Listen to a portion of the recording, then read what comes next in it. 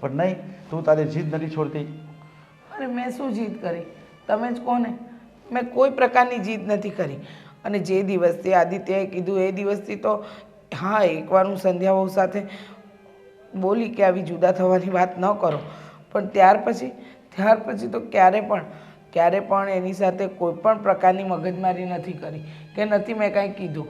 બસ હું એટલું જ કહેવા માગું છું કે આપણો દીકરો આપણાથી જુદો ન થાય. પણ ન થાય શું? હવે આપણો દીકરો ઘર જોવા ગયો છે ને વહુ લઈ ગઈ છે, તે ફાઇનલ કરીને જ આવશે ને. હવે તને ખબર છે, એક દીકરાને તે અપમાનિત કરીને ઘરની બહાર કાઢ્યો, એની સાથે સરખું વર્તન ન કર્યું. ચાલો એ તો હવે કે ભાઈ મારા મિત્રનો દીકરો હતો એટલે તેને સ્વીકાર્યો નહીં, પણ આ તો આપણો દીકરો છે ને.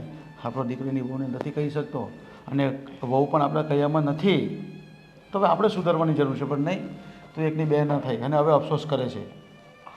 હવે શું ફાયદો? ના ના, અફસોસ નથી કરતી. એ વાતનું દુઃખ છે કે જેને ગળે લગાડીને રાખ્યો ને એને જ આજે ગળું કાપી નાખ્યું. વિચારતો નથી. આદિત્ય મને એમ કહીને કહ્યું કે મમ્મી અમે લોકો ઘર જોવા જઈએ છીએ. એ શબ્દ જાણે એવો લાગ્યો કે મારું કાળજું જ કપાઈ ગયું. અરે જો મા અને દીકરો જીવતા જીવત અલગ થાય ને તો માને તો એમ લાગે કે એના પ્રાણ જ નીકળી ગયા.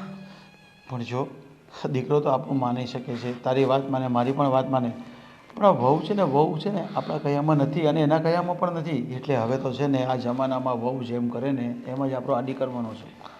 હવે એમાં તારું પણ કંઈ ચાલશે નહીં.